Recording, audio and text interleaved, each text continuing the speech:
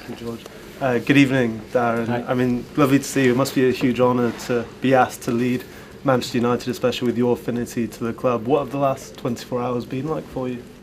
Yeah, it's surreal. As you say, it's an amazing honour, I think, to be able to lead a Manchester United team. I don't even think it's in my wildest dreams that was something that could potentially happen. I think even thinking about playing for the club and stuff like that, but to lead out a team is an amazing honour and something I'm really proud to do. Not in the circumstances I expected it to happen, so that obviously is something that doesn't sit quite easy with me, but I've just to think of I've got a job to do and I've got to lead the team tomorrow and think of the great honour and pride in doing that. What conversations have you had with Jason Wilcox, Omar Barada, about how long you could be in charge for and maybe what that looks like going forward? Yeah, so I've had conversation and it's the focus was on this game and then we'll speak after the game. So it all happened very quickly on Monday morning. I had a game to prepare and a quick turnaround, training session to organise, speak to the players. So the focus has been, because of the quick turnaround from the Leeds game, the focus has been on the Burnley match and then we'll speak after the game because I think it's important that we give the Burnley match the respect and focus it needs to prepare the team in such a short space of time. Thank you. Hi Darren. Obviously the natural question people will be asking is, do you want to stay on beyond? Obviously you've done so many jobs at this club. Dan's mentioned the affinities you have to. Would you like to try and earn the manager's job full time? Honestly, it's not something I've thought about. I'm focusing on Burnley. I think that discussions for after the game, as I said, there's been that much going on. It's all happened so quickly. All my concentration and efforts and thoughts are gone into Burnley, and I know that sounds like a generic answer, but it is what it is, yeah. What's the backroom team going to look like for you in this game, next game, however long it is? Yeah, so obviously Travis Binion, who leads the under-21s, who I started my coaching career with in the academy, who I've known for the 5 years that I've been here. Couldn't ask for anybody better beside me than Travis. We've got such a close relationship, worked together for such a long time, somebody I respect, somebody who I've learned a lot from.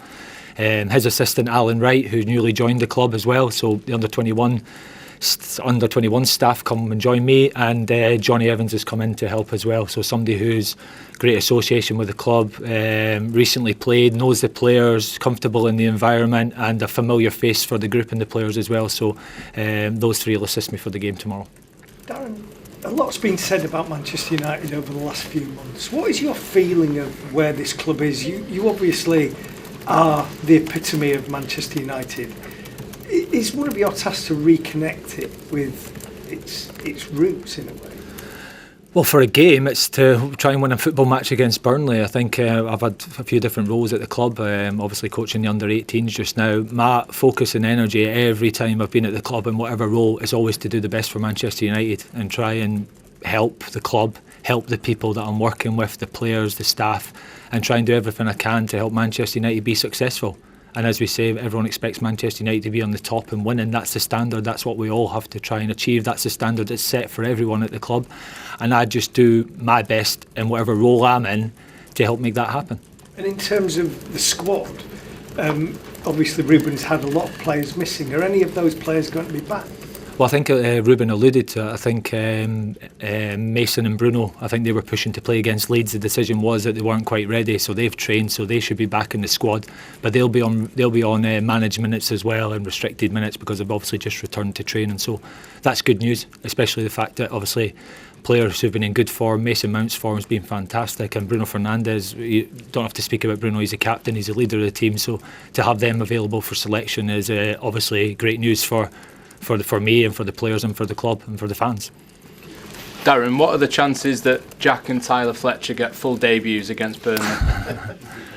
Well, I'd be disclosing team information before the game, and I'm not going to do that and give anything away. Look, for me, they were in the training group on Monday because that was already arranged before I got there. They've been in the squad recently, but obviously we've got a couple of players back from injury, so we'll assess that tomorrow. We still have to assess a couple of players tomorrow as well because of the short turnaround from games. So they're in the periphery squad, but whether they make the match squad, I don't know yet. Well, that remains to be seen. On a more serious note, what will your Manchester United look like?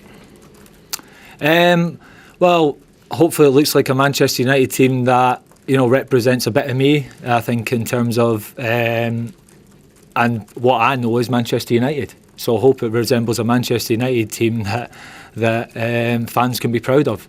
that I can be proud of, and I'm sure they will, because I believe in the players. I think we've got good players, and I think we've got players who care, and I think we've got a lot of quality in that team, and I hope to give them a platform to go out there to express themselves and to show that, and also to challenge them to, it's about them, it's not about me. It's their season, it's their careers, it's their opportunity. I'm here to help them, but they're the ones who have to cross that white line and go on the pitch and make it happen, so give them some responsibility to go and do that.